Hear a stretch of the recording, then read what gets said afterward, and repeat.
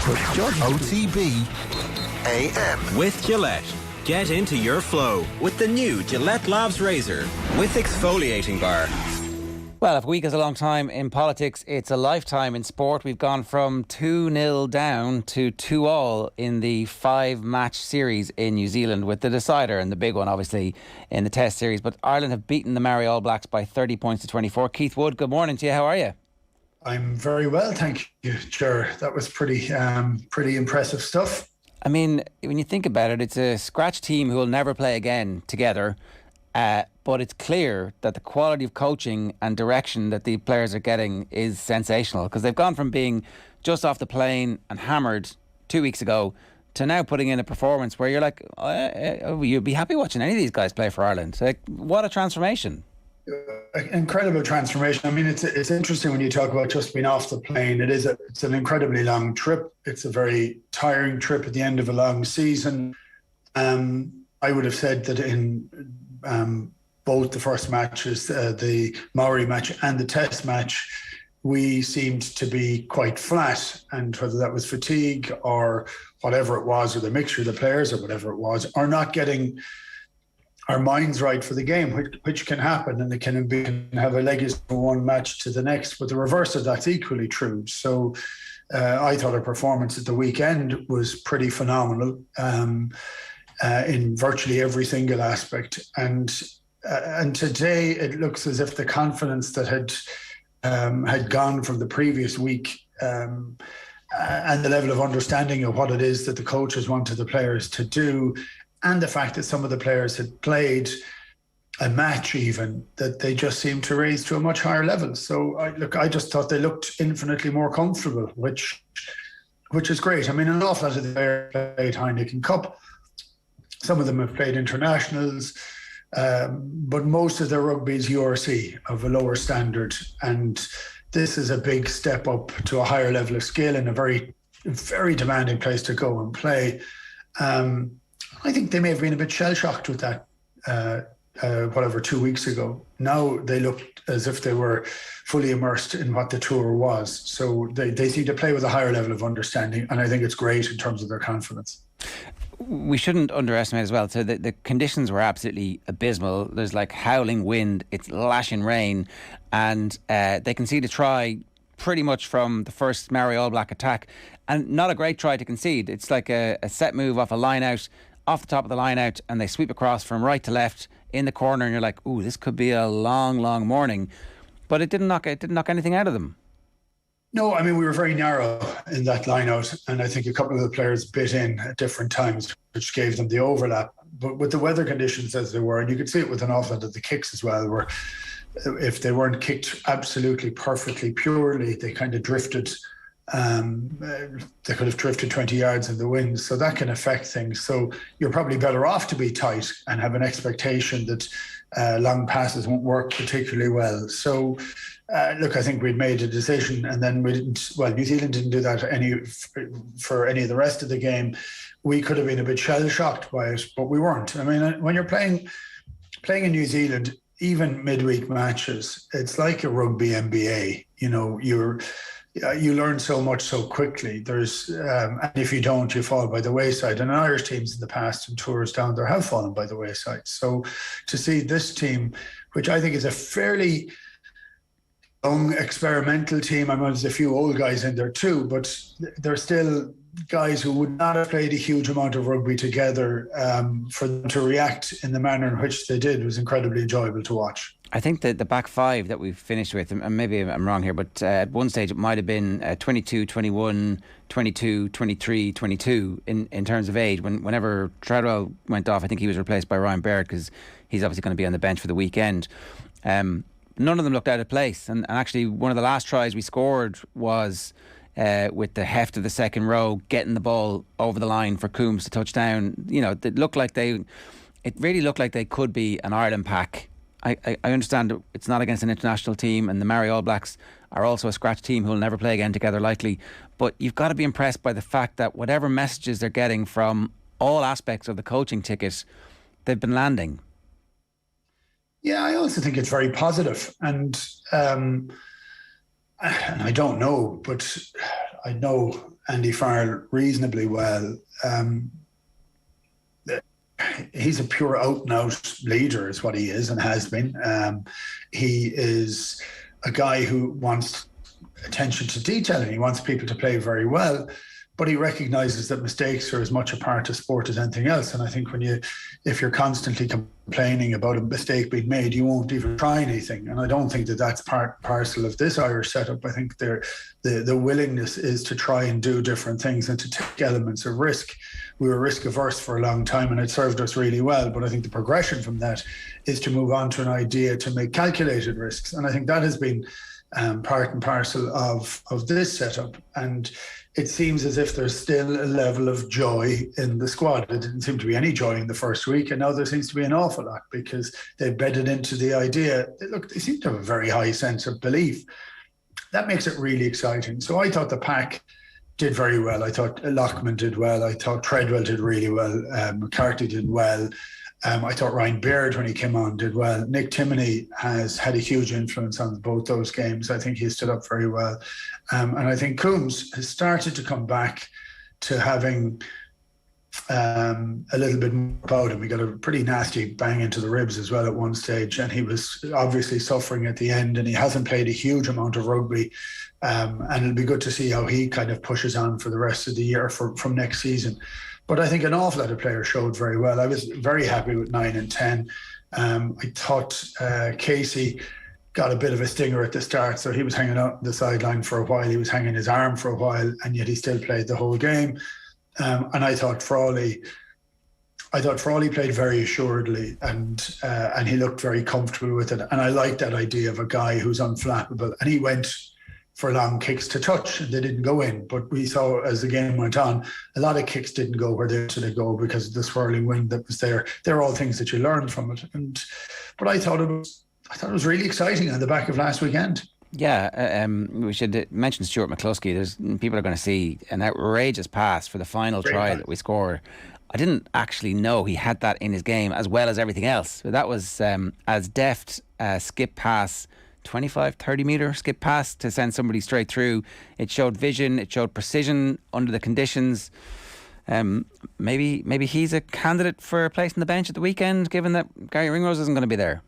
Yeah, I mean, in fairness to McCluskey, he's been in and out of the squad for quite a while. I think, I don't know that he was entirely to Joe Schmidt's liking, because he was prone to an offload under huge pressure, which Joe wouldn't have ever liked. I think there may be more forgiveness within the Irish setup for that, and it's to try and get the right play. It's the consistency of play from McCluskey.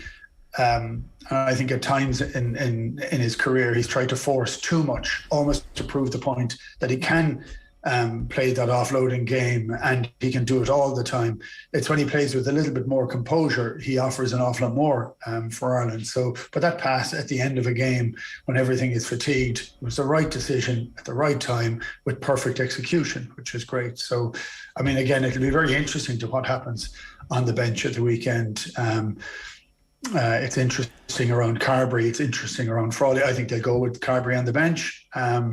But I think we saw an awful lot more today of the potential that Frawley can offer. And I'm delighted to see him step up, because he had a nervy day on one of his first starts at 10 for an awful long time a couple of weeks ago. He played far more assured today. So I think there's an awful lot more in that experiment to see yet. Yeah, I do wonder, like, we might not see him play at 10 very much more before the World Cup. Like, it's definitely one of the But we have to.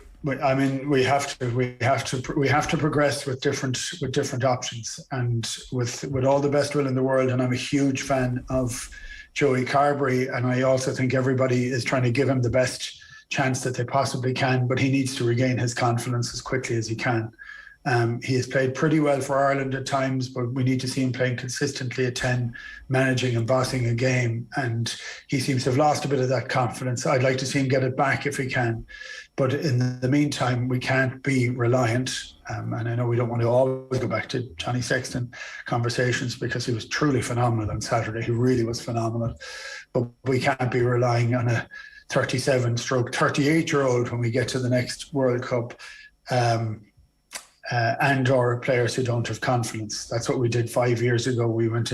4 years ago, we went into a World Cup where we didn't have enough strength and depth of people who played enough of matches at that stage. And that's one of the few lingering doubts that we have. We would like Johnny to be able to play at that standard he played last weekend without getting injured at all. But we know that the rugby gods play cruel games at different times. So we need more strength and depth. So can I ask a question about the policy? Right. So David Nucifora was sitting in the box behind the Ireland team coaches there yesterday. They must be looking at Frawley going, he's not going to play very much rugby unless something happens. Is there a scenario where we loan him, we break our rules for the World Cup and we loan him to somewhere where the deal is you've got to pick him week in, week out if he's fit and he's got to play 10?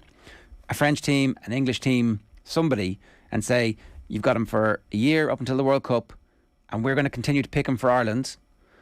We're breaking our own rules because this is a national emergency. Yeah, I don't know whether that is the case, but we are in a bit of an emergency unless other players come to the fore. So that's like we're in a quandary. We've been in this quandary for 5 years, 6 years now. So that's the issue that we're trying to deal with. It may be the case that you can go closer to home and say, well, actually, we'd rather see him be picked more often in Leinster. And that doesn't require any change of it. It does require a level of additional imposition onto Leinster coaches, and I don't know that they'll take to that very well. But it may be the requirement, and it's trying to get the balance of everything that you require right. I think it's just one of those really, really awkward elements. Now, we're equally looking to see whether one of the young guys in Munster will come up to the fore or not. But for them, they'll have to start playing an awful lot more rugby, or we need Joey to find a higher level of confidence, because at the moment he's not where he was, and we do need to make certain that we end up with enough of players in strength and depth. And that's the one area, well, we have a couple of areas of weakness, but that's one of them. So we want to make certain, it's our area of strength and weakness in equal measure, because you're only an injury away. Yeah, that's the thing. Like, my rugby supporting friends are like, it's hard to get too excited about the Rugby World Cup at the moment because we're so invested in Sexton, and yet it's hard not to get excited because Sexton is playing so well. It's like, it is a conundrum that we're that one injury away. The one thing I'd say, a tweet went viral at the weekend from one of the Welsh rugby podcasters, Josh Gardner. Congratulations to Ireland on peaking a year out from the Rugby World Cup again. 3,000 likes. The one difference this time is that our style of play is continuing to evolve, and it's actually not just built on a few core fundamentals. It's built on trying to play the game the way the game should be played. And so we are offloading, we are taking chances. We're not presenting the same threat week in, week out. We're presenting different threats, and whoever comes into the team, it appears, understands that and is actually capable of executing it. That's the one bit that gives me much more confidence this time than the previous time when we were really good at a very specific, narrow style of rugby. Well, what gives me confidence is that we were kind of beaten in the pack in the first test. When we got to the second test, we weren't. And one of the reasons was that our front rows got far more involved in the tighter stuff than they did in the looser stuff. And that's a change. One thing I like from watching Farrell is he's quite happy to change from week to week, give a story to the players, get the players to buy into it, and then see it happen on the field on that Saturday afternoon. So that is a huge progression, and I would have said in 2017, in particular, and 2018, when we were playing at our pomp, every single thing had to go right, and it went right until teams figured out how to stop it, and then we didn't have something else. Now we're chopping and changing quite a lot more. I think it makes us we're going to have hiccups and mistakes, and it may not always work, but we are far less predictable, and I think it puts us into a stronger position. So look, for me, I still would like somebody playing like Johnny does at 10. I think the style, like we were talking about this 2 or 3 years ago, and if we were talking about it, the style in which we were playing, I said, there's no way in the world you can bring Johnny Sexton to the World Cup, and we said it at the time, because that style meant he was getting hit on the game line or he was being unbelievably deep. Now, I just think he is protected by the style a little bit more, and he's been able to think his way through everything, and his mind is light years ahead of anybody else at the moment. Yeah. So his body may not be, but his mind is, which is pretty fantastic. So look, for all of that, I'd be very happy, and I think other people can fit into it. So, but we're looking for someone who has to be relatively robust, and that might fit into that as well, because you will always come in for a bit of hits, and as you're trying to ease your way into that style, a lot of people have nowhere near the understanding of Johnny in that role, so they're going to get smashed up a little bit trying to figure it out. So you need a bit of robust there. Yeah, and look, for whatever reason, poor Harry Byrne hasn't had an opportunity to show what he's capable of, but a pecking order gets established on tours like this. Frawley's now ahead of him in that pecking order for the international setup. Something's going to have to happen at Leinster.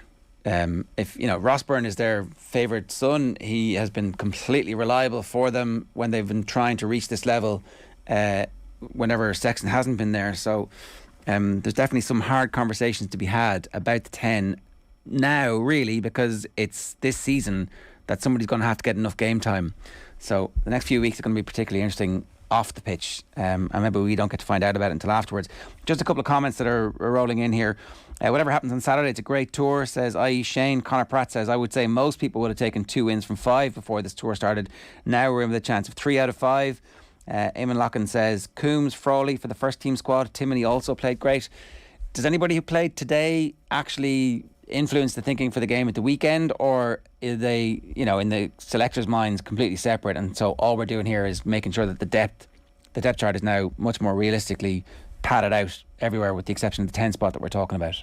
I think it's a mixture of both of them, and a lot depends on injury. And like we noticed today, Bealham went off the bench before kickoff. So it's the end of a long year. There's guys will get injured, get hurt. We're still waiting on reports back from HIAs as to which players we have that are available. So, I think a few players put their hands up today. I think, I really want to see Coombs get back to where he was a couple of years ago. I think he was a freer spirit a couple of years ago. And this may be too quick for him this weekend. Frawley, I'd like to see Frawley exposed in as many big matches as we can, because he seems to learn. I mean, I think the improvement from 2 weeks ago to today was pretty stark.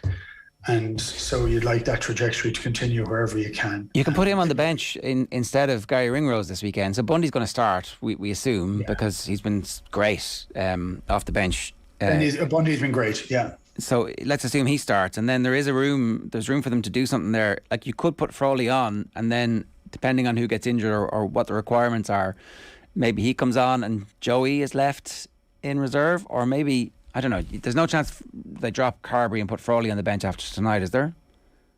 I don't know if there is. I think you could have both of them there. So it's one of those interesting elements. What do you have at the end? We don't know what the ins and outs of the team are, who's rocking up with a huge amount of bangs. I mean, look, I was just so interested with last week with the way some of the players stood up last week. I thought Peter Mahoney was phenomenal. I thought Johnny was phenomenal. There were so many players that just seemed to up their game with it. Ty Byrne was just incredible last weekend, and he was poor the weekend before, and he hadn't played any rugby. Yeah, you just see the benefit of that game. It's really hard to back that up again the second week running.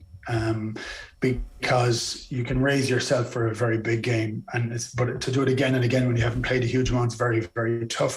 For me, what it showed was that if and when Peter Mahoney is gone, and he seems to have dipped his toe in the fountain of youth, but I think Ty Byrne is his replacement on the flank, because they play something very, very similar, very good in the line out, very awkward at breakdown.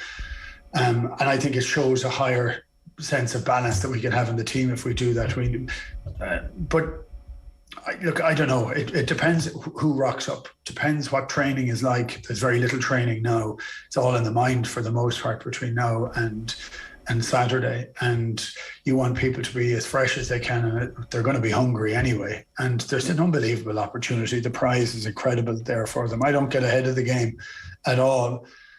I did kind of dream a little bit about last week, because I think Dunedin is a very unusual ground. It really is. There's always something kind of a bit different. We've been very close there before, but the manner in which we performed last week surpassed anything I could have dreamt about. So I'm still allowed to dream for this week. Quinny said yesterday on the show that he thought today's game was actually going to be important for a couple of different reasons. That it sets the tone and it keeps the mood going. And I wasn't sure about it, but afterwards I'm like, yeah, absolutely, I can see now.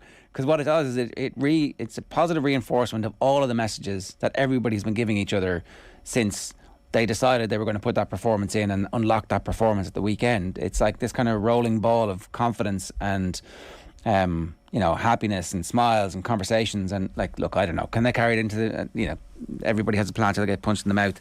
First thing happens, somebody gets sin binned or whatever on Saturday, and it doesn't matter. But it feels like it matters now, because they did stuff that under pressure was sticking to a game plan that is the evolution of the style of play. It's like, scratch the surface and you get the same stuff. So the style of play is embedded so deeply that young players coming into the squad after a couple of weeks are now doing what the senior players are doing, and that's exciting.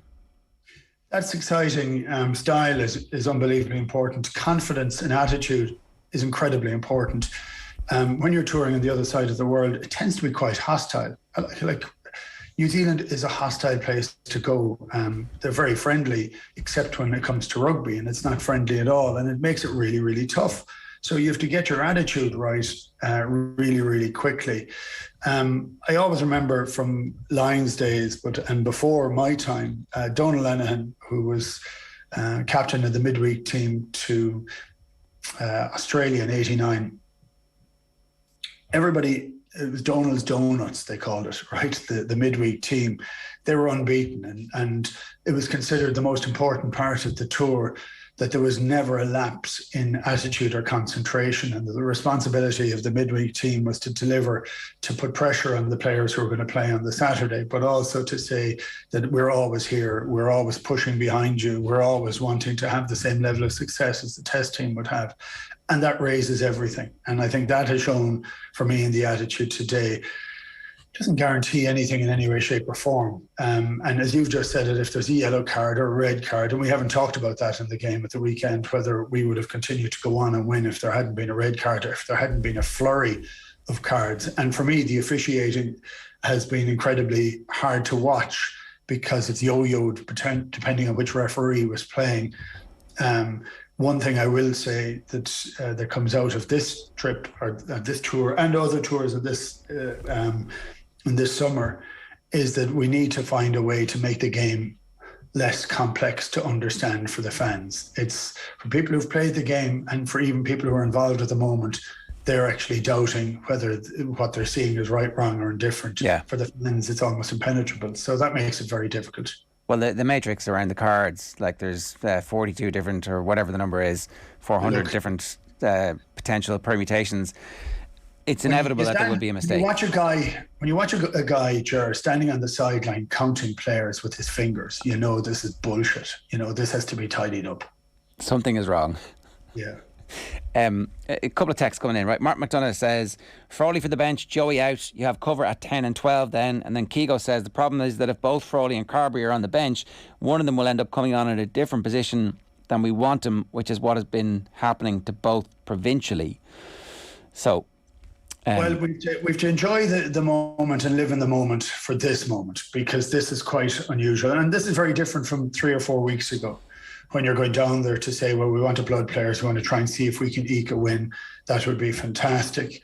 You also want to try and notch a piece of history if you can, and know that the circumstances are that we're 1-1 going into a final game. You'll do absolutely everything you can to win the series. That's first and foremost. And can you maximise that by having a couple of different opportunities on at the back? I think you can sell your soul for this weekend, and it may not fill the plan for exactly what happens in the World Cup, but we can't consistently do that over the next 12 months. So that's the point I would say on that one. Yeah, okay. One other thing that was interesting was that it is indeed a penalty try when you hold back a player who is being passed the ball but is tackled without it. So maybe at the weekend, if there hadn't been a red card, who knows what would have happened. But I'm glad that the rules do still apply in those circumstances, as the All Blacks were awarded one today and we weren't on the weekend. Yeah, it's the variance from the attitude of people at different times. I mean, look, I had one for when was it Stevenson? He tried to catch the ball and then tried to kick it. And the referee had said in his mind, well, there was no way he was tapping that up to try and catch it again. Well, he nearly pulled a hamstring trying to kick the ball so it didn't hit the ground. Now, you could say he was covering his ass, but on the same token, I think a lot of those knock-ons that are given as deliberate and yellow cards shouldn't be. Because in a lot of the cases, he was going for an intercept because he went all out to go for it. For me, that's one of the things that I just think pushes it too hard. It comes down to the interpretation of what somebody says. So you had a touch judge and a referee openly disagreeing over how they saw it. Now, I would still go back and say the referee's call is sacrosanct, but I mean, it's just hard. I just think there's too many laws that are open to kind of crazy interpretations, and ones that are ones that are make sense, and ones that don't, you know. So at times we get stuck in total pedantry, and that makes it very good. I mean, look, the idea of last week that New Zealand should have gone down to 12 players, and I understand the reason and rationale why, but that's rubbish. Oh, it's the stupidest rule. It killed the Italy game, and in their circumstances it was because of injury. It's just they've overthought it to the point of ruining everything. But look, we're nearly completely out of time. You did this post match after the first game against the Māori All Blacks with Owen, and I remember listening to it thinking you're actually relatively positive here, even though we just got killed. And you've been proven correct. There was enough in that you saw that we were like making some accommodation with the scoreline, and there's been a complete mind shift from everybody about our level of expectation for what's going to happen this weekend. So call it for me now. What's going to happen at the weekend? Well, there's a plan until there's a better plan. That's one thing that always works anytime you talk about this. I have no idea what's going to happen at the weekend. There's a kind of a joy in that too. So I would have said if we had got a win, I would have been unbelievably happy. But like, we're greedy. We want more, you know, and we want it to be a stepping stone and not the end. But we have to learn to enjoy the moment as well. I mean, last Saturday, I was nearly as excited as you can get watching a game of rugby, because when you see a team like Ireland go out and play to that level, you know, in New Zealand, is pretty extraordinary. So I think we have a chance, and I think that chance depends an awful lot on our attitude, and our attitude has improved as the tour has gone along. I'd like it to continue to improve, and that doesn't mean anything at all. I think the pressure on New Zealand is extraordinary, on Sam Cane and on Ian Foster. I can't only imagine how much pressure they're feeling. So what's their reaction going to be? Is it going to be hard edge? Is it going to be silky skills? Is it going to be whatever it takes to get the win? But I think both of their jobs could be on the line if they don't get the win. So that's an interesting pressure to play into their minds. With back-to-back tests. I'm just looking forward to it. That's it. Yeah, with back-to-back tests against South Africa to come for them as well. And we're going to play South Africa in November as well. One last one here. Frawley in for Carberry and Timoney or Coombs in for Ringrose. 6 forwards on the bench and loads of options for the last 15 minutes. Certainly there's plenty for them to think about. And then somebody else here is saying Coombs and Timoney on the bench when we play against South Africa, France or England. They're beasts. They don't have the skills of Doris or Van der Fleer or Conan, but they are the definition of robust. And suddenly the world looks a very different place with a bit of strength and depth and some wind in your sails. Keith, great stuff. Enjoy the game at the weekend. Thanks a million. We'll talk to you real soon. Cheers. Cheers, Ger. Right, we'll see you tomorrow at 7:30. Take care. OTB AM. With Gillette. Get into your flow with the new Gillette Labs Razor with exfoliating bar.